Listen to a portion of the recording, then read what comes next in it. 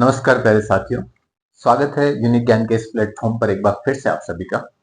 और पिछले लेक्चर में हमने राजा राम मोहन राय जी के बारे में चर्चा करना शुरू किया था और हम आज उसी चर्चा को कंटिन्यू करेंगे। पिछले लेक्चर में मैंने भारतीय पुनर्जागरण के विषय में आपको बताया था कि ये क्या था, इसके कारण क्या क्या थे। वहां से अगर कोई अवधारणात्मक या कॉन्सेप्चुअल क्वेश्चन आ जाए तो ठीक है, अदरवाइज जो मैक्सिमम आपके प्रश्न पूछे जाते हैं एग्जाम में वो इस क्षेत्र से पूछे जाते हैं, जो उनके प्रमुख कार्य थे, जो उन्होंने संस्थाएं स्थापित करवाई थी उनसे संबंधित, या जो उन्होंने पत्र पत्रिकाएं प्रकाशित करवाई या किताबें लिखी उनसे संबंधित आपसे प्रश्न पूछे जाते हैं। ठीक है, तो हमने कल बहुत डिटेल में उन सब विषयों पर चर्चा की थी, बहुत अच्छे से। आज राजा राम मोहन राय जी का सबसे महत्वपूर्ण जो हिस्सा था कि उन्होंने अपना एक अलग से एक संगठन बनाया था जो हिंदू धर्म के अंतर्गत ही था, तो उसे ब्रह्म समाज अपन कहते हैं। तो हिंदू धर्म में सुधारों के नाम पर किसी इंस्टीट्यूशनलाइजेशन पहली बार अगर किसी ने किया ना, किसी भी चीज का सुधारों के नाम पे संस्थाकरण करने का जो प्रमुख श्रेय है ना, वो पहली बार ब्रह्म समाज के रूप में राजा राम मोहन राय द्वारा ही किया गया था। ठीक है, तो आज हम ब्रह्म समाज की पूरी परिचर्चा करेंगे।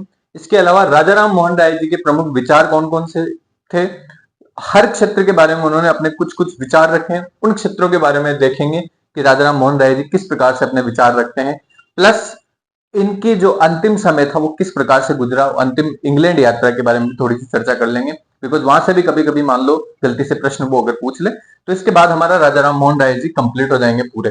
ठीक है, उसके बाद स्वामी दयानंद सरस्वती जी और अपने स्वामी विवेकानंद जी, दो और अपने को पढ़ने रहेंगे और ये सारे इंडियन रहना सा अपना कंप्लीट हो जाएगा। शुरू करते हैं ब्रह्म समाज से। ब्रह्म समाज की स्थापना कल मैंने बताई थी आपको, तो 20 अगस्त 1828 की तिथि याद रख लेना। इस दिन ब्रह्म समाज की स्थापना हुई थी, कलकत्ता में हुई थी। कहा, ज्यादातर इनके सारे इंस्टीट्यूशन और जितने भी सारे कार्य है ना, मैक्सिमम कलकत्ता सेंटर के। ठीक है, कहीं भी अगर राजा राम मोहन राय जी के द्वारा कोई स्थान पूछ लिया जाए ना, कुछ दो चार स्थान जो मैंने एक्सक्लूसिवली मेंशन किए हैं आप लोगों के लिए, उनको छोड़ के तो उन्होंने ज्यादातर जितने भी कार्य किए हैं, चाहे तो वो पत्र पत्रिकाओं के संपादन से संबंधित कार्य हो, चाहे वो किसी संस्था के संबंधित जो भी कार्य कर रहे थे, वो सारे कार्य उन्होंने कलकत्ता से किए। तो ज्यादातर जो इनके सारे काम है वो कलकत्ता से हो रहे हैं। तो आपसे अगर प्रश्न भी आ जाए, कुछ एक आध अगर मैंने इधर उधर का लिखवा दिया होगा आपको जहां पे भी वो कलकत्ता से संबंधित नहीं रहे होंगे, तो वो चीज आप देख लेना, अदरवाइज सब कुछ जो है इनका कलकत्ता में हो रहा है। अपन देखते हैं 20 अगस्त 1828 की तिथि थी और उस दिन जो है इसकी स्थापना होती है, ब्रह्म समाज की स्थापना होती है कलकत्ता में। ठीक है, तो कलकत्ता में सबसे पहले ब्रह्म समाज की स्थापना होती है, तो ये एक इंपॉर्टेंट फैक्ट आपके ये बन गया। अब इसका उद्देश्य क्या था, क्यों किया इन्होंने ब्रह्म समाज की स्थापना। राजा राम मोहन राय जी को कल अपन ने बहुत सारी रचनाएं देखी थी, कल अपन ने इनके बारे में सारे मंतव्य देखने की कोशिश कर रहा था कि ये किस तरीके की सोच ये रखते थे।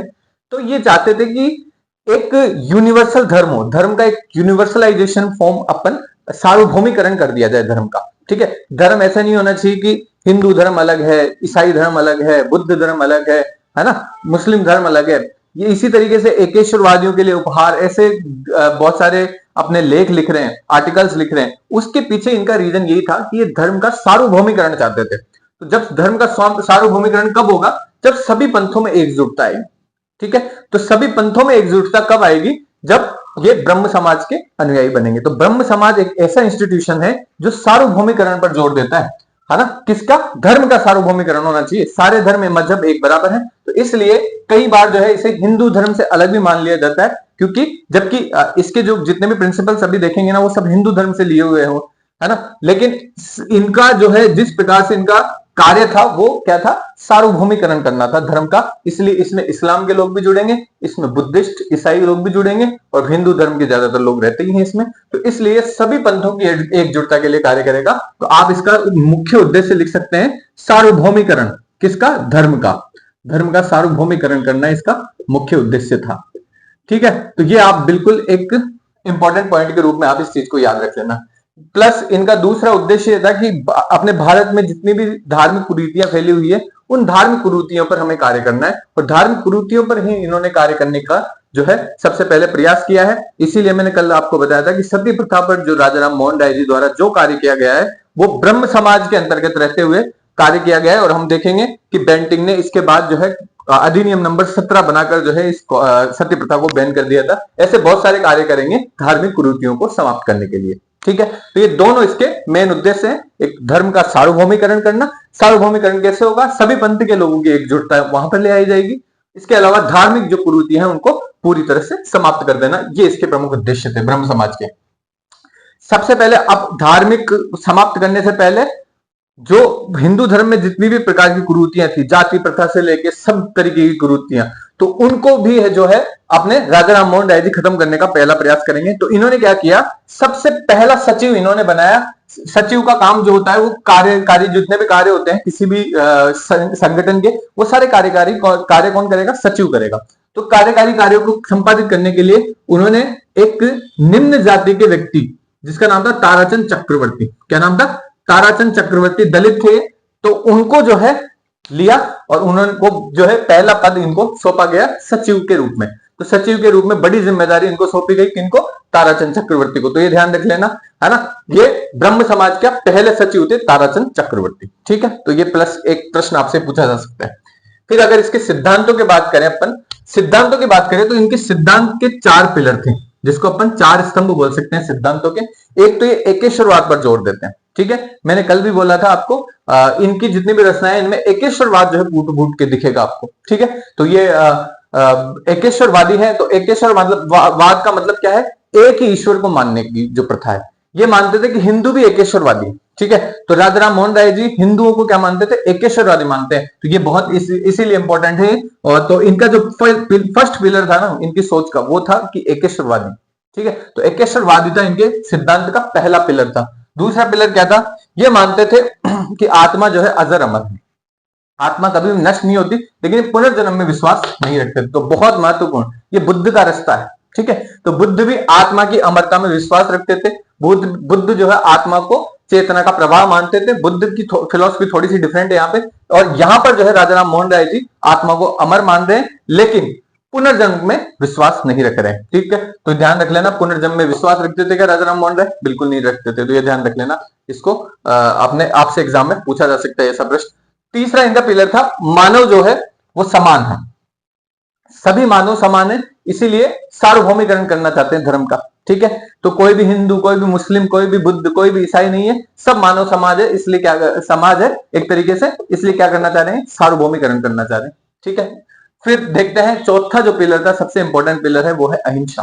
ठीक है, तो 4 पिलर है सिद्धांत, 4 सिद्धांत है, प्रिंसिपल है ब्रह्म समाज के। एक तो एकेश्वरवाद है, एक आत्मा की अमरता है, दूसरा मानव सभी मानव जो है समान है, और चौथा है अहिंसा। ठीक है, तो ये चारों पिलर आप याद रख लेना, कभी अगर आपसे एग्जाम में पूछ लिए जाए। फिर अपन देखते हैं इन्होंने क्या कार्य किए। एक ब्रह्म समाज के तौर पे इन्होंने, इनका जो प्रमुख कार्य था वो क्या क्या था? तो पहला इंपॉर्टेंट कार्य था इनका कि उपनिषद और वेदों की महत्ता को वापस स्थापित करना। ठीक है, तो उपनिषद और वेदों का महत्व जो है वापस स्थापित करना चाहते थे कौन? राजा राम मोहन राय। इसलिए मैंने कहा था आपको कि 4 वेदों का और 5 उपनिषद ईसकेन कठमुंडक और मांडुक्य का ट्रांसलेशन किया है इन्होंने अपने बांग्ला भाषा में। तो ये उपनिषद और वेदों की महत्ता स्थापित करना चाह रहे हैं। तो पहला इनका कार्य यही था।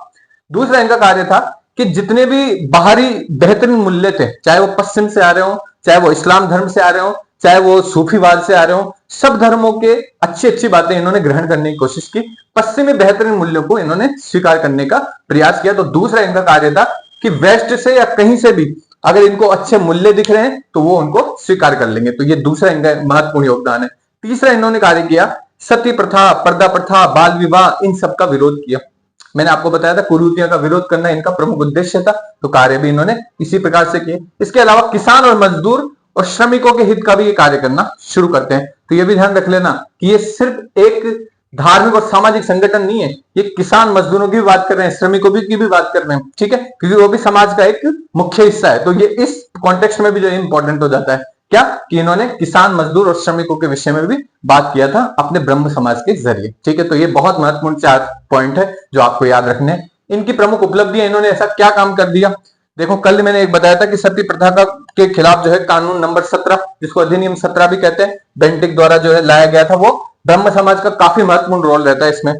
फिर बंगाल में सामाजिक, धार्मिक और राष्ट्रवादी जन जागृति लाने में इस समाज का जो है, इस संगठन का जो है बहुत महत्वपूर्ण स्थान है। बहुत इंपॉर्टेंट ध्यान रख लेना कि बंगाल में जितनी भी जन जागृति आती है ना, उसके पीछे मेन जो इंस्टीट्यूशन का अगर रोल रहता है ना, आरंभिक रोल, मैं आरंभिक इंस्टीट्यूशन इसलिए कह रहा हूं क्योंकि इससे पहले 1828 से पहले कोई इस तरीके का संगठन नहीं था जो भारत में धार्मिक और राजनीतिक बातें करे। ठीक है, इस संगठन ने जो है युवाओं को एक करने का, युवाओं को एक मंच पर लाने का भी एक अपनी तरफ से प्रयास किया। इसलिए अपन मानते हैं कि बंगाल में अगर जनजागृति किसी संगठन से आई, चाहे वो धार्मिक जनजागृति हो, सामाजिक जनजागृति हो अथवा राष्ट्रवादी जनजागृति हो, सारे जनजागृति लाने का श्रेय अपन किसको देते हैं? ब्रह्म समाज को देते हैं। इसीलिए अपन देखते हैं बहुत सारे जो अलग अलग युवा वर्ग जो आएगा ना भविष्य में, वो सब ब्रह्म समाजी हैं। जो कांग्रेस से पहले के जितने भी इंस्टीट्यूशन स्थापित करेंगे वो सब ब्रह्म समाजी हैं ज्यादातर। ठीक है, तो ये बहुत इंपॉर्टेंट चीज है, वो ध्यान रख लेना आप। फिर सभी धर्मों में सामंजस्य बिठाने की इन्होंने कोशिश की। तो बंगाल क्षेत्र में सभी धर्म, चाहे ईसाई हो, चाहे हिंदू हो, चाहे मुस्लिम हो, सब में सामंजस्य बिठाने का प्रयास करेंगे। कौन? क्योंकि ये सार्वभौमिकरण का के ऊपर विश्वास रखते हैं कि धर्म का सार्वभौमिकरण होना चाहिए। इस चीज पर ये विश्वास रखते हैं कौन? राजा राम मोहन राय। तो इस वजह से ये एक इंपॉर्टेंट अपने एग्जाम के पॉइंट ऑफ व्यू से ये हो जाता है। ठीक है, ये थे अपने ब्रह्म समाज के प्रमुख अपना पूरा इंस्टीट्यूशन एक तरीके से। अब इसमें कुछ तथ्य जो है आपके एग्जाम के पॉइंट ऑफ व्यू से आते हैं, ये थोड़ा सा पृथक रूप से मैंने इनको शामिल कर लिया। कभी कभी एग्जाम में आपसे पूछ लिए जाते हैं। जैसे ब्रह्म समाज में एक सबसे इंपॉर्टेंट काम होता था कि इनका क्या काम होता था कि हर शनिवार को जो है, जैसे चर्च में हर रविवार को बुलाया जाता है, आपसे पूजा प्रेयर करवाई जाती है, हर रविवार को जाना कंपलसरी है, कोई ईसाई है तो। ठीक है, तो इन्होंने क्या किया, चर्च के फॉर्मेट को अपनाते हुए इन्होंने सोचा कि शनिवार को अपन भी क्या करेंगे, एक परिचर्चा आयोजित कर लेंगे।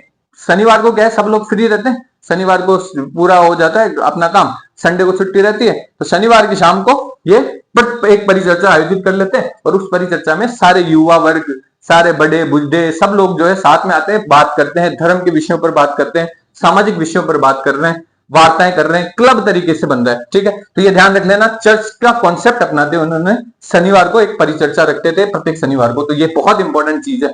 ठीक है, फिर अपन देखते हैं पृथक पूजा स्थल का इन्होंने सुझाव दिया। इन्होंने क्या किया, इनमें दो, एक तो ताराचंद जी जो थे अपने सचिव, ताराचंद जी और चंद्रशेखर देव, दो इंपॉर्टेंट आदमी ये। ठीक है, इन दोनों का सुझाव था कि अपन जो है, जैसे हिंदू धर्म में जो पूजा होती है वो मंदिर में होती है, ईसाइयों में पूजा होती है चर्च में होती है, मुस्लिमों में पूजा होती है अपने मस्जिद में। तो इसी तरीके से अपन क्या करें, ब्रह्म समाज का भी एक अलग ही इंस्टीट्यूशन खड़ा करें। जिस प्रकार से मंदिर, मस्जिद, गिरजाघर है ना, उसी कॉन्सेप्ट के आधार पर अपन क्या करते हैं, एक पृथक पूजा स्थल का जो है अपन प्रयास करते हैं। और ऐसा एग्जाम में पूछा गया है कि पृथक पूजा स्थल का सुझाव किसने दिया था। इसमें राजा राम मोहन राय को ब्रह्म समाज में इन दोनों ने दिया है, ताराचंद चक्रवर्ती और चंद्रशेखर देव ने। तो बहुत इंपॉर्टेंट है। ठीक है, फिर अपन देखते हैं विवाह के शैव स्वरूप को स्वीकार किया है इन्होंने, है ना, विवाह का शैव स्वरूप है उसको स्वीकार किया है इन्होंने, ताकि सभी अपने पंथ है ना वो एक साथ जो है विवाह एक तरीके से कर सके। तो हिंदुओं का जो शैव स्वरूप है ना विवाह का, उस शैव स्वरूप को इन्होंने स्वीकार किया है। तो ये बहुत इंपॉर्टेंट है। इसमें शैव स्वरूप का जो उल्लेख है वो महानिर्वाण तंत्र का उल्लेख है। इसमें महानिर्वाण तंत्र एक ग्रंथ है, उसमें इसका उल्लेख मिलता है अपने को। ठीक है, किसका? शैव, विवाह के शैव स्वरूप का। फिर जाति नस्ल संबंधी भेदभाव इसमें खत्म हो जाते हैं। फिर अपन देखते हैं पुरोहित वर्ग और धर्म ग्रंथ इसमें बिल्कुल नहीं है। ठीक है, तो पुरोहितों का कॉन्सेप्ट इन्होंने खत्म कर दिया कि कोई बीच में मीडिएटर नहीं रहेगा, है ना, कोई पुरोहित वर्ग नहीं रहेगा, तो अपने हिसाब से शादी वगैरह कर लेंगे लोग बाग। तो इसलिए विवाह के शैव स्वरूप को भी इन्होंने इसीलिए स्वीकार किया था। न कोई नया धर्म की, इन्होंने ऐसा भी नहीं कहा कि भाई हम नए, एक हिंदुओं से अलग कोई धर्म है। ठीक है, तो ये अपने आप को कोई नए धर्म का क्लेम नहीं कर रहे, बट ये बोलते हैं कि इनके बारे में ऐसा कहा जाता है कि इन्होंने हिंदू धर्म को नया धर्म बना दिया, आधुनिक धर्म बना दिया और सरल धर्म बना दिया। ठीक है, ये अपने आप से क्लेम कर रहे हैं कि हमने हिंदू धर्म को नया बना दिया है, आधुनिक बना दिया है और सरल बना दिया, एकदम सरल धर्म बना दिया। ठीक है, तो ये बहुत इंपॉर्टेंट बात है, ये ध्यान रख लेना कि ये कोई नया धर्म नहीं है, इन्होंने हिंदू धर्म में ही सुधार करके इनको नया बना दिया, सरल बना दिया और आधुनिक बना दिया, ये ध्यान रख लेना। फिर ये महिला उद्धार के बहुत सारे कार्य करें, सती प्रथा के विरुद्ध कार्य करना, महिला उद्धार से संबंधित कार्य करना, विधवाओं के विधवा विवाह से संबंधित कार्य भी इन्होंने बहुत बड़े लेवल पे किए हैं। तो ये ध्यान रख लेना, महिला उद्धार के सर्वप्रथम कार्य करने वाले संगठन कौन थे? वो अपना ब्रह्म समाज था। तो ब्रह्म समाज ने सबसे पहले महिला उद्धार के विषय में काम किया है। ऐसा एग्जाम में एक बार प्रश्न पूछा गया था, इस वजह से इसको शामिल किया है। फिर अपन देखते हैं केवल उच्च वर्ग।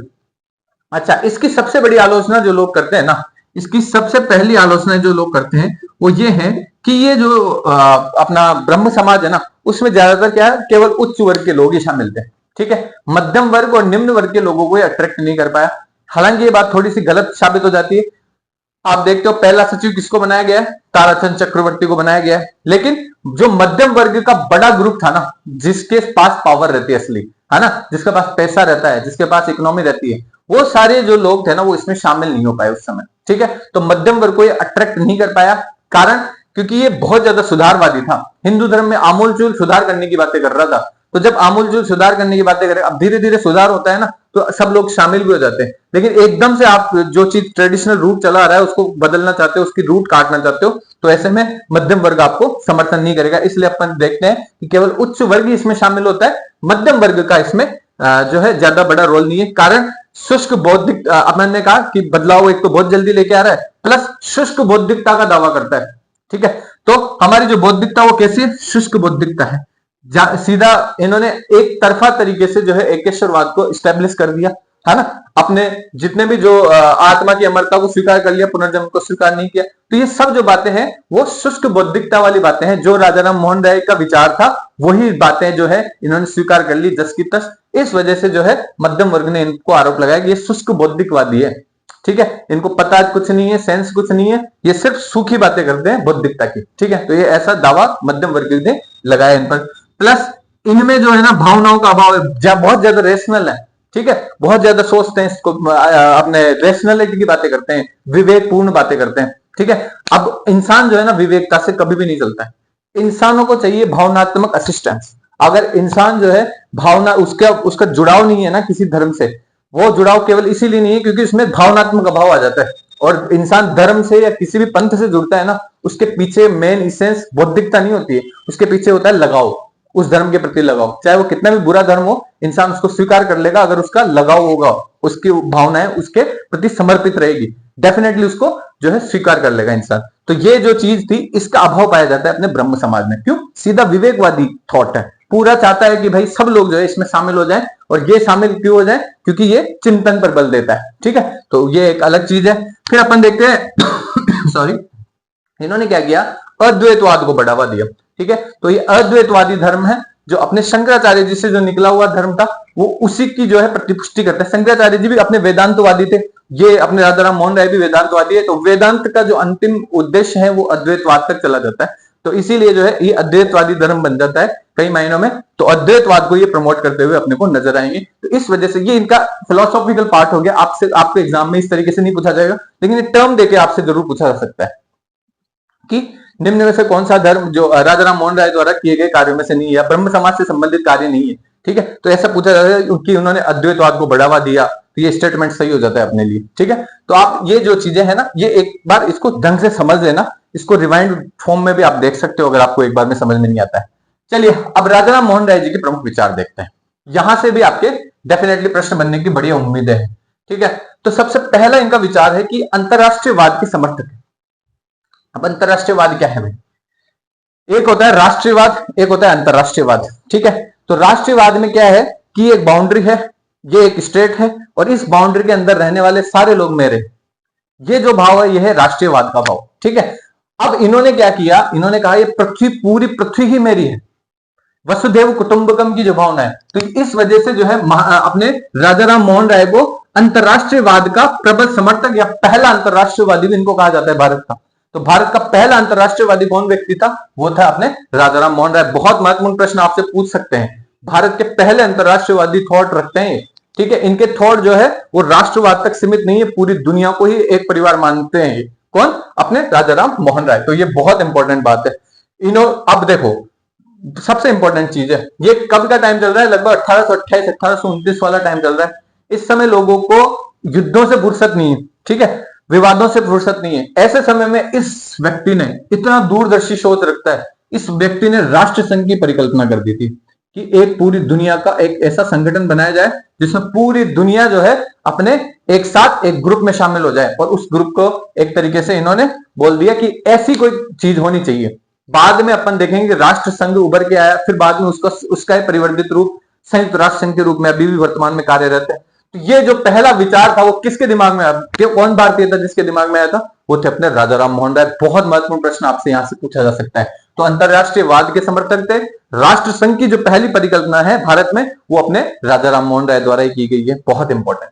फिर अपन देखते हैं, इन्होंने बोला यूरोपियों को कि आप जो है, ये जो आप भारतीय क्षेत्र में आपने एक पैसा कमाया, आप क्या करते हो, जैसे आप अपनी जो पूरी नौकरी है वो कंप्लीट हो जाती है, तो आप भारतीय क्षेत्र से पैसा ले जाकर कहां चले जाते हो, आप यूरोप में चले जाते हो, वहां पर अच्छा एस्टेब्लिश जीवन जीते हो। ठीक है, तो आप ऐसा क्यों नहीं करते हो कि भारतीय क्षेत्र में आप रहो, यहां पे आपका पैसा रहे, यहां पे आप इन्वेस्टमेंट करो, यहां पे जो है आप लोगों को पैसा बांटो। तो ये चीज आप यहां पर क्यों नहीं कर सकते। ठीक है, तो इन्होंने जो है यूरोपियों को भारत में स्थायी रूप से बसाने के सबसे बड़े पक्षधर थे। तो यूरोपियों को भारत में स्थायी रूप से बसाने के पक्षधर कौन थे, अपने राजा राम मोहन राय। तो ये बहुत इंपॉर्टेंट बात है ना। और उस समय धन के निष्कासन का सिद्धांत नहीं आया था, दादा भाई नौरोजी नहीं आए थे, लेकिन उससे पहले इन्होंने जो है ये चीज दिमाग लगा ली थी कि ये जो पैसा है बाहर लेके जा रहे हैं, तो उससे अच्छा है ये पैसा भारत में रहेगा, प्लस भारत में लोग रहेंगे। और जब अंतरराष्ट्रीयवाद को मान रहा है आदमी, तो भारत में रहे चाहे इंग्लैंड में रहे, क्या बुरी बात होगी अगर भारत में भी रह रहा है कोई व्यक्ति तो।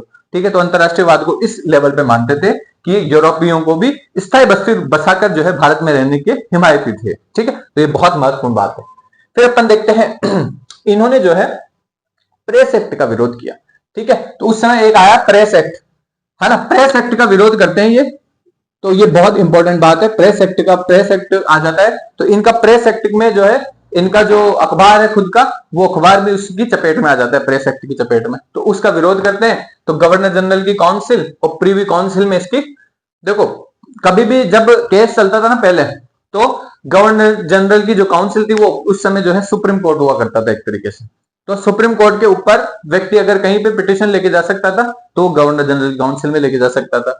अगर गवर्नर जनरल की काउंसिल भी उसको खत्म कर दे, है ना, उसको अबॉलिश कर दे कि भाई हमारे यहाँ पे ये केस हम स्वीकार नहीं करते हैं, फिर उसको प्रीवी काउंसिल में ले जाया करता था आदमी। प्रीवी काउंसिल इंग्लैंड में पड़ती है अपने, तो प्रीवी काउंसिल कहां पड़ती है, इंग्लैंड में। तो जब इस प्रेस एक्ट का विरोध करना था इनको, तो इस अपनी बात को जो है सुप्रीम कोर्ट ने इनको खत्म कर दिया इनका केस।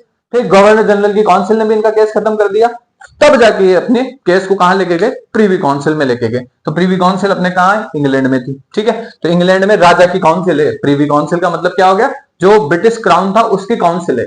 ठीक है, तो ब्रिटिश क्राउन की काउंसिल में अपना केस लेके जाते हैं और उसमें इसके विरुद्ध प्रेस एक्ट के खिलाफ जो है अपनी बात रखते हैं। ठीक है, तो ये बहुत इंपॉर्टेंट बात ध्यान रख लेना। फिर पहले क्या था, जब न्यायपालिकाएं कमजोर थी, जब न्यायपालिका की स्थापना होने वाली थी भारत में, हो ही रही थी न्यायपालिका एक तरीके से। ठीक है, उस समय जो है 1827 में एक ज्यूरी लॉ आया था। ज्यूरी लॉ में क्या होता था भाई, पहले क्या होता था, अपने भारत में जो है ज्यूरी होती थी। ज्यूरी व्यवस्था में क्या होता था, जैसे एक जो अदालत में जो मुख्य न्यायाधीश होता था वो तो होता ही था, उसके अलावा 2-3 मेंबर अलग से होते थे, लेकिन उस गांव या उस शहर से कुछ प्रतिष्ठित व्यक्तियों को वहां पर बिठा दिया करते थे। ठीक है, ताकि वहां के लोकल कानून, वहां के लोकल मान्यताएं, इन सबको कंसीडर करते हुए जो है न्याय जो है वो अच्छे से दिया जा सके। इस वजह से एक ज्यूरी व्यवस्था की स्थापना करी गई थी ब्रिटिश काल के दौरान। ठीक है, बहुत इंपॉर्टेंट चीज है। तो इस ब्रिटिश काल के दौरान इस सिस्टम, ये बहुत ही अच्छा सिस्टम था।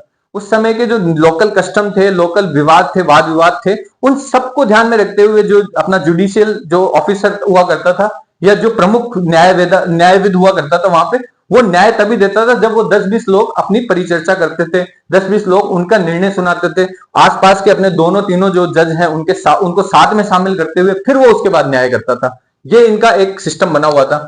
तो वो जो जूरी कानून था उसके प्रबल समर्थक थे। तो बहुत इंपॉर्टेंट बात है कि उस जूरी व्यवस्था के प्रबल समर्थक कौन थे, अपने राजा राम मोहन राय जी। और ये 1827 में जूरी कानून आया था और इसने क्या किया था, इसमें बहुत इंपॉर्टेंट बात कि जूरी व्यवस्था के तो समर्थक थे, इसके अलावा जूरी में पहले क्या काम हुआ करता था, क्योंकि हिंदू और मुस्लिम, पहले मुस्लिम रूल था उस समय, तो मुस्लिम रूल में फारसी, संस्कृत का स्थान या हिंदी का स्थान जो है फारसी ने ले लिया था। तो फारसी भाषा में जो है अपनी न्याय व्यवस्था चल रही थी, तो उस समय जो है फारसी की जगह इंग्लिश की हिमायत की थी इन्होंने। ठीक है, तो ये ध्यान रख लेना कि शासकीय भाषा में और न्यायिक भाषा में फारसी की जगह इंग्लिश के इस्तेमाल पर जोर देने के लिए हिमायत करने वाले कौन थे, वो थे अपने राजा राम मोहन राय। तो ये भी ध्यान रख लेना, बहुत इंपॉर्टेंट प्रश्न यहां से बन सकता है। फिर अपन देखते हैं, ये जो है अंग्रेजी शिक्षा के भी पक्षधर थे और इन्होंने जो है भारतीय दर्शन की अपेक्षा ऐसा इनके बारे में एक प्रश्न पूछा गया है, ये ध्यान रख लेना कि भारतीय दर्शन की अपेक्षा पाश्चात्य दर्शन से बहुत अधिक प्रभावित थे, ऐसे कौन से लीडर थे? वो थे लीडर अपने राजा राम मोहन राय। तो ऐसा प्रश्न आपसे पूछा गया है एग्जाम में पहले भी, तो ये ध्यान रख लेना कि अंग्रेजी शिक्षा के भी पक्षधर थे और भारतीय दर्शन की अपेक्षा पाश्चात्य दर्शन से अधिक प्रभावित होने वाले व्यक्ति भी कौन थे? अपने राजा राम मोहन राय। और इसका भी ध्यान रख लेना। प्लस ब्रिटिश शासन के भी समर्थक थे। ब्रिटिश शासन को जो है ये मानते थे कि भारत की को तुरंत छोड़कर जो है आप आजादी देकर मत चले जाना। भारत में जो है पहले पीपल्स पार्टिसिपेशन बढ़ाओ, जनता को जागृत करो, जनता अगर शामिल हो जाए आपके संवैधानिक मामलों में। इसीलिए अपन देखते हैं कि ब्रिटिश संसद अपन देखेंगे बाद में कि संवैधानिक आंदोलन को ये समर्थन करेंगे कि कोई आदमी संवैधानिक तंत्र में एस्टेब्लिश करना चाहता है, कोई आदमी संवैधानिक तंत्र में शामिल होना चाहता है तो उसका ये स्वागत करते हैं। इसीलिए इनका जो स्टेटमेंट है फेमस था कि भारत को तुरंत आजादी न चाहकर प्रशासन में भारतीयों की भागीदारी बढ़ाई जाए। ठीक है, भारत तुरंत आजाद ना हो, ब्रिटिशर्स को भारत को तुरंत आजादी नहीं देनी चाहिए, बल्कि क्या करना चाहिए? प्रशासन में भारतीयों की भागीदारी बढ़ानी चाहिए। उसके बाद अगर भारतीय समृद्ध हो जाए, भारतीय सशक्त हो जाए, तब जाके आप इनको आजादी दो। तो उसके हिमायती थे कौन? अपने राजा राम मोहन राय। बहुत इंपॉर्टेंट बात है। फिर अपन देखते हैं इन्होंने जो है प्रमुख 3 मांगे। अपन ने प्रेस एक्ट की बात कर ली, तो प्रेस की स्वतंत्रता की मांग इनकी थी। शक्तियों के पृथक्करण की मांग भी इनको माना जाता है। शक्तियों का पृथक्करण क्या होता है? शक्तियों का पृथक्करण एक कॉन्सेप्ट है और इसके तहत क्या होता है, जो हमारी संवैधानिक तंत्र बना हुआ है, उस संवैधानिक तंत्र में 3 प्रकार की पावर जो है होती है। ठीक है, पहली पावर होती है कार्यकारी पावर। ठीक है, जो आदमी काम कर रहा है वो कार्यकारी पावर है। ठीक है, दूसरी पावर होती है विधायन पावर, विधायन शक्ति। ठीक है, वो विधायन शक्ति क्या होती है? संसद लेके आती है कानून पास करके। ठीक है, वो विधायन शक्ति होती है। और फिर इन दोनों को बैलेंस करने के लिए एक और पावर होती है संवैधानिक, जो इसको अपन बोलते हैं न्यायपालिका की शक्ति। तो हमारे यहाँ 3 पावर है ना? कौन कौन सी? एग्जीक्यूटिव पावर हो गई, अपनी कार्यकारी शक्तियां, विधायी शक्तियां और न्यायपालिका की शक्तियां। तो इन तीनों में जो है शक्ति का पृथक्करण होना चाहिए और इन तीनों में चेक और बैलेंस होना चाहिए, एक दूसरे से चेक और बैलेंस होना चाहिए और स्वतंत्र होनी चाहिए तीनों शक्तियां एक दूसरे से। ऐसी मांग कौन रखते हैं? पहली बार शक्तियों के पृथक्करण के लिए जो मांगे रखने का कार्य करते हैं वो कौन करते हैं? अपने राजा राम मोहन राय। तो बहुत महत्वपूर्ण, ध्यान रख लेना। इनकी प्रमुख मांगों में एक तो प्रेस की स्वतंत्रता शामिल है, शक्तियों के पृथक्करण को ये मानते हैं, प्लस सरकारी सेवाओं के भारतीयकरण। ठीक है, तो सरकारी जो सेवाएं हैं उनमें ज्यादा से ज्यादा भारतीयों को शामिल करो। मैंने बताया था भारतीयों की भागीदारी बढ़ाओ प्रशासन में, तभी आजादी देना, ऐसे आजादी मत दे देना। ये बात भी इन्होंने कही थी। तो इन तीनों चीजों के बारे में आप ध्यान से याद रख लेना। फिर ब्रिटिश संसद ने ऐसे पहले भारतीय थे जिनसे ब्रिटिश संसद भी परामर्श ले रही है। किन बात पे? रिफॉर्म बिल के विवाद पे। ठीक है, एक बिल संसद सुधार बिल आया था, सुधार बिल, रिफॉर्म बिल, भारत में क्या क्या सुधार होने चाहिए, इससे संबंधित जो चर्चा है वो इनसे की गई थी। ठीक है, रिफॉर्म बिल के तो इनको जो है ब्रिटिश संसद द्वारा इनसे परामर्श लिया गया था, रिफॉर्म, भारत में क्या क्या सुधार होने चाहिए उन विषयों पर। ठीक है, तो इन्होंने अपना सुझाव भी दिया था ब्रिटिश संसद को। तो इनका फिर एक स्टेटमेंट बहुत लोकप्रिय रहा कि अगर संसद सुधार बिल पास करवाने में असफल रही तो वे ब्रिटिश साम्राज्य छोड़कर चले जाएंगे। ठीक है, कि अगर ये संसद हमसे सुधार मांग रही है, रिफॉर्म मांग रही है, तो हमने सुधार दे दिया, अपनी गुंजाइश दे दी, जो भी हमें अपने इनमें बात करनी थी, जो पॉइंट्स हमें बताने थे वो सारे ऐड कर लिए, हटा दिए जो पॉइंट्स हमें नहीं डिस्कस करने थे, और उसके बाद भी अगर संसद में बिल ये पास नहीं हुआ, रिफॉर्म बिल, तो ये ब्रिटिश साम्राज्य छोड़कर कहीं और चले जाएंगे। ठीक है, तो ये स्टेटमेंट इनका था और ये बहुत फेमस स्टेटमेंट था और ये पहले भारतीय थे जिनसे ब्रिटिश संसद भी परामर्श लिया करती थी। फिर अपन देखते हैं अंतरराष्ट्रीय मुद्दों पर इन्होंने बहुत सारे विचार रखे। अपने अंतरराष्ट्रीय मुद्दों पर क्या क्या विचार रखे? 1921 में नेपल्स की क्रांति से बहुत ज्यादा नेपल्स की क्रांति विफल हो गई 1921 में। अब मैं दौर बता रहा हूं, देखो इटली वाला क्षेत्र है, वहां पर एक नेपल्स पड़ता है। ठीक है, इटली में नेपल्स पड़ता था, तो 1921 में वहां पर एक क्रांति हुई थी नेपल्स का। ये इटली के एकीकरण से भी पहले की बात है। ठीक है, तो इटली का एकीकरण होता है 1871 में और ये बात है 1821 की। तो वहां पर जो नेपल्स वाला एरिया है वहां पर जो है क्रांति हो रही है उस समय, और उस क्रांति की विफलता पर ये बहुत ज्यादा दुखी होंगे। मतलब अंतरराष्ट्रीय मुद्दों पर देखो इनका ध्यान।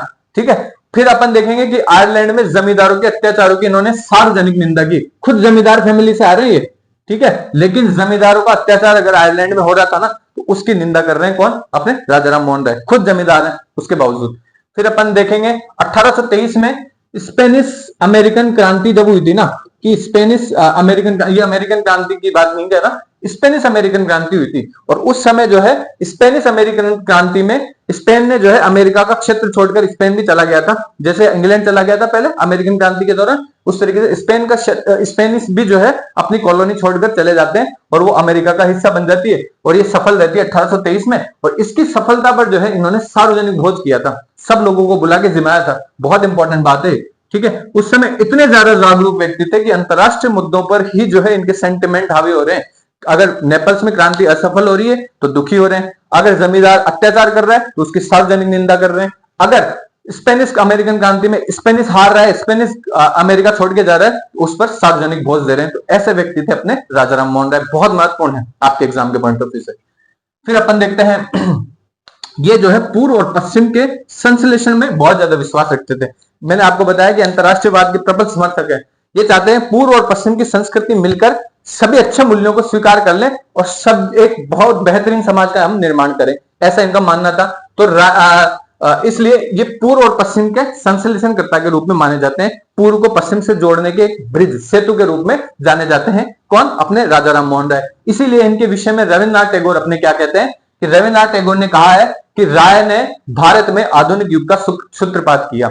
अगर पूर्व पश्चिम का संश्लेषण हो जाएगा तो यही तो आधुनिकवाद है, और है क्या?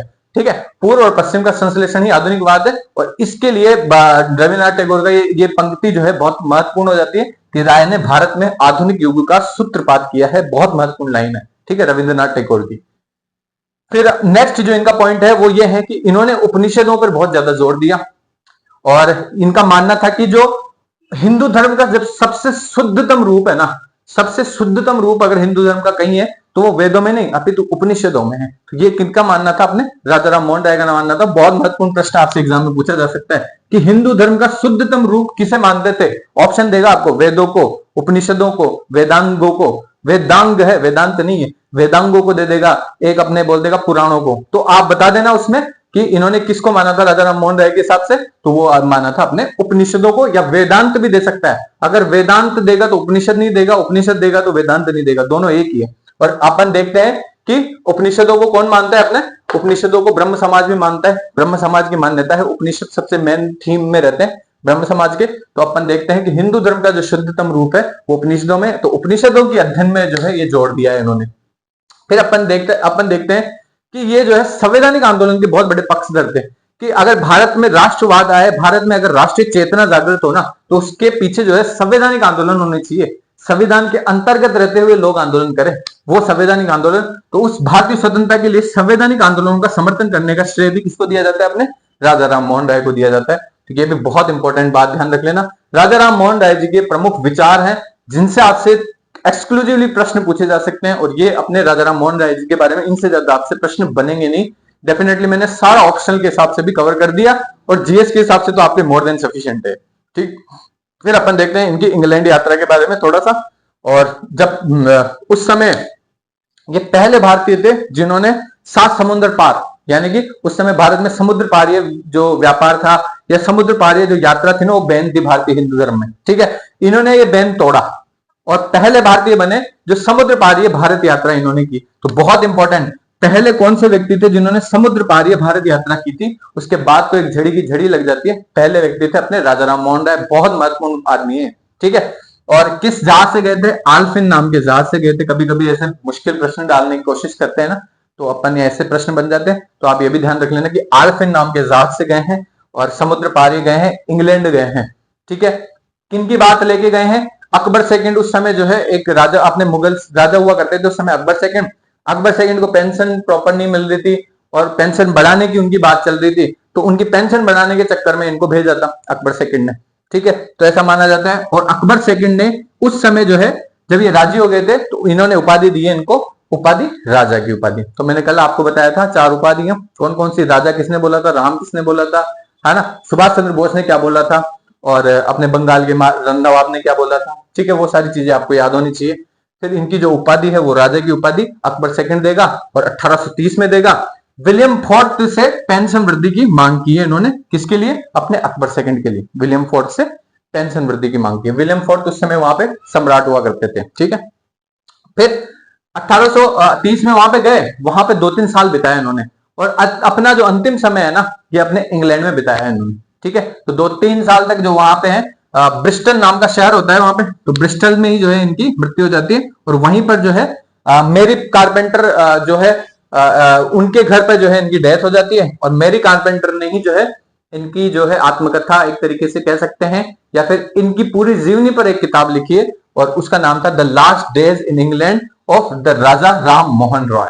ठीक है, तो बहुत इंपॉर्टेंट किताब है the last days in England of Raja Ram Mohan Roy. तो राजा राम मोहन राय के अंतिम दिन कैसे थे इंग्लैंड में, इस पर कौन किताब लिख रही? मेरी कारपेंटर किताब लिख रही। बहुत महत्वपूर्ण बात है। ठीक है, ब्रिस्टल में इनकी मृत्यु हो गई, 1833 में इनकी मृत्यु हो गई है। अब उस समय इंग्लैंड में क्या है, मृत्यु हो गई, वहां क्या है, दाह संस्कार की मनाही थी। ठीक है, वहां पर दाह संस्कार मतलब उसको उनको जलाना। ठीक है, तो कानून में दाह संस्कार की अनुमति नहीं थी ब्रिटेन के कानून में। तो सिर्फ वहां पे क्या किया जा सकता था, शव को गाड़ा ही जा सकता था ईसाई धर्म की मान्यता के अनुसार। तो इसलिए वहां पर जो है ब्रिस्टल में ही जो है उनको गाड़ दिया जाता है, और उनकी उनकी जो एक समाधि बना दी जाती है। और उस समाधि में जो है हमारे विग्रहराज चतुर्थ हुए थे चौहान शासक, उनकी एक बहुत फेमस कविता है हरि केली के नाम से, और उस हरि केली की कुछ पंक्तियां जो है वहां पर खुदी हुई है उनकी समाधि पर। तो ये ध्यान रखना, ब्रिस्टल में जब उनकी समाधि पर अपन देखते हैं तो हरि केली की जो कुछ पंक्तियां हैं वहां पर खुदी हुई थी। बहुत इंपॉर्टेंट बात है। और क्यों नहीं थी? क्योंकि ब्रिटिश कानून संस्कार जो है दाह संस्कार की अनुमति नहीं देता था। तो ये था इनका अपना अंतिम दिन और अंतिम दौरा इंग्लैंड का, और 1833 में इनकी डेथ हो जाती है। ध्यान रख लेना। फटाफट से अपन एक बार रिवीजन कर लेते हैं क्विकली। 20 अगस्त 1828 कलकत्ता में इन्होंने ब्रह्म समाज की स्थापना करी। इसका उद्देश्य था सार्वभौमिक धर्म का सार्वभौमिकतावाद और धार्मिक कुरीतियों को समाप्त करना। इसके पहले सचिव एक दलित युवा ताराचंद चक्रवर्ती को बनाया जाता है। इनके 4 प्रमुख सिद्धांत हैं, एकेश्वरवाद, आत्मा की अमरता, मानव में समानता और अहिंसा। ये पुनर्जन्म में भी विश्वास नहीं रखते थे, ये भी ध्यान रख लेना। फिर कार्य जो है इन्होंने क्या क्या काम किए थे, वो उपनिषद और वेदों की महत्व स्थापित किया था इन्होंने। पश्चिम के बेहतरीन मूल्यों को इन्होंने स्वीकार कर लिया था। सती प्रथा, पर्दा प्रथा, बाल विवाह, इन सब का विरोध किया था। किसान, मजदूर और श्रमिकों के हित के लिए ये बहुत ज्यादा अग्रसर थे। उपलब्धियां अगर इनकी देखें तो सती प्रथा कानून नंबर जो 17 है वो इन्होंने बेंटिक ने इन्हीं के कहने पर जो है लागू किया है। बंगाल में जन जागृति का श्रेय इन्हीं को दिया जाता है, चाहे वो सामाजिक जन जागृति हो, धार्मिक जन जागृति हो या राष्ट्रवादी जन जागृति हो, सबका श्रेय किनको दिया जाता है? अपने राजा राम मोहन राय को। सभी धर्मों में सामंजस्य स्थापित करना चाहते हैं, हिंदू, मुस्लिम, ईसाई सब धर्मों को जो है सामंजस्य स्थापित करना चाहते हैं। अगर इनके प्रमुख विचारों को अगर अपन देखें तो सबसे पहला जो इनका प्रमुख विचार है वो अंतरराष्ट्रीयवाद का विचार है, और इसी के फलस्वरूप जो है राष्ट्र संघ की कल्पना इन्होंने की। प्लस ये यूरोपियों को भारत में ही जो है स्थायी बस्तियां बसाकर रहने के लिए प्रेरित करते हैं। प्रेस एक्ट का विरोध करते हैं, प्रीवी काउंसिल तक ये शिकायत लेके जाते हैं। जूरी कानून का 1827 में उसका समर्थन किया है, और इनका मानना था कि जो शासकीय भाषा और न्यायिक भाषा होनी चाहिए वो कौन सी होनी चाहिए? न संस्कृत, न हिंदी, अंग्रेजी होनी चाहिए, न फारसी तो होनी नहीं चाहिए। ठीक है, फिर अंग्रेजी शिक्षा के पक्षधर थे। भारतीय दर्शन की अपेक्षा पाश्चात्य दर्शन से बहुत ज्यादा प्रभावित है, ऐसा इनके बारे में एक प्रश्न पूछा गया है, इस वजह से मैंने डाल दिया। भारत ब्रिटिश शासन के प्रबल समर्थक थे। भारत को तुरंत आजादी नहीं देनी चाहिए, अपितु भारतीयों को प्रशासन में भागीदारी बढ़ाओ, उसके बाद अगर भारतीय समझदार हो जाए तो आजादी दो, अदरवाइज आजादी मत दो। ये ऐसा इनका मानना था। फिर अपन देखते हैं इनकी अगर प्रमुख मांगों की बात करें तो 3 मांगों के लिए बहुत फेमस हुए। पहली बात तो प्रेस की स्वतंत्रता के लिए प्रीवी काउंसिल तक चले गए। दूसरी मांग शक्तियों का पृथक्करण के लिए इन्होंने सुझाव दिया कि न्यायपालिका में, विधायिका में और कार्यपालिका में, तीनों में एक शक्ति का पृथक्करण होना चाहिए। फिर सरकारी सेवाओं को भारतीयकरण पर इन्होंने बहुत ज्यादा जोर दिया।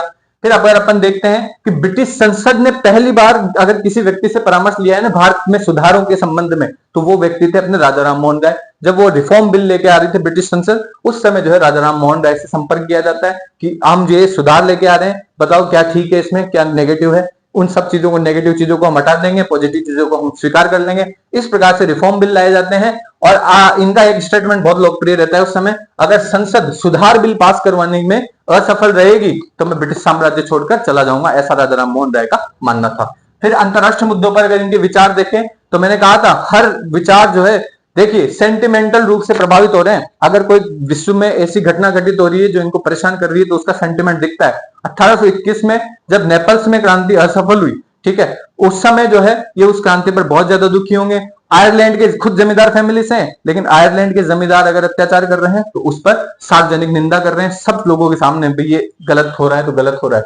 1823 में जब स्पेन वाले स्पेनिश अमेरिकन क्रांति होती है अपने 23 में, उस समय जो है स्पेन वाले भाग जाते हैं अमेरिका से, तो उसकी जो है उसकी सफलता पर जो है एक सार्वजनिक भोज का भी आयोजन कर रहे हैं, सबको खाना खिला रहे हैं बैठा के। फिर पूर्व और पश्चिम का संश्लेषण करता है, इनको माना जाता है। रविन्द्रनाथ टैगोर का स्टेटमेंट फेमस भी हुआ था कि राय ने भारत में आधुनिक युग का सूत्रपात किया है, ये रविन्द्रनाथ टैगोर मानते हैं। उपनिषदों पर बहुत ज्यादा जोर दिया, हिंदू धर्म का शुद्धतम रूप कहां पाया जाता है, ये उपनिषदों में पाया जाता है, ऐसा राजाराम मोहन राय मानते हैं। संवैधानिक आंदोलन जो है इसका समर्थन करते हैं भारतीय स्वतंत्रता के लिए। अगर इनकी इंग्लैंड यात्रा की अगर अपन बात करें तो समुद्र पार ये भारत यात्रा है, पहले व्यक्ति थे समुद्र पार की भारत यात्रा करने वाले, और आल्फिन नाम के जहाज पर गए हैं। अकबर सेकंड इनको भेज रहा है, विलियम फोर्थ वहां का सम्राट हुआ करता था, उनसे पेंशन वृद्धि की मांग करेंगे, 1830 में वहां पहुंचेंगे। इनको उपाधि देते हैं, कौन? अकबर सेकंड, राजा वाली, वो अपन ने कल बात ही कर ली। 1833 में जो है ब्रिस्टल में इनकी मृत्यु हो जाती है, वहां पर मेरी कारपेंटर के घर पे ही इनकी मृत्यु होती है, और वहां पे जो है the last days in England of Rajaram Mohan Roy, इस नाम से जो है इनकी पूरी जीवनी लिखने वाली कौन थी? अपने मेरी कारपेंटर, ध्यान रख लेना। ब्रिस्टल में इनकी समाधि है। हरि केली की जो पंक्तियां हैं, विग्रह चतुर्थ की जो रचना है हरि केली, अपने चौहान शासक हुआ करते थे राजस्थान में, उनकी जो हरि केली की जो पंक्तियां हैं वो अपने ब्रिस्टल की उनकी समाधि पर लगी हुई है। और इसमें जो है ब्रिटिश कानून दाह संस्कार की अनुमति नहीं देता था, इस वजह से जो है उनको दफनाया गया था वहां पे। ये एक जो है ग्लिच थी उस समय की। तो ये थे अपने राजाराम मोहन राय। कल अपन स्वामी दयानंद सरस्वती पर चर्चा करेंगे, उसके बाद स्वामी विवेकानंद पर चर्चा करेंगे। तो ये दो लेक्चर अपने लिए बहुत महत्वपूर्ण रहेंगे। आपको हमारे लेक्चर्स किस तरीके के लग रहे हैं आप नीचे कमेंट सेक्शन में जरूर बताना। आपकी जो भी राय होगी वो सर आंखों पे रहेगी। प्लस आप जो है हमारे वीडियो कंटिन्यू देखा करिए और आपको निश्चित रूप से एग्जाम में बहुत फायदा होगा। ठीक है, यही हमारी आज की रिक्वेस्ट थी और अपन नेक्स्ट लेक्चर में मिलते हैं। तब तक के लिए आप सभी का बहुत बहुत धन्यवाद। Thank you.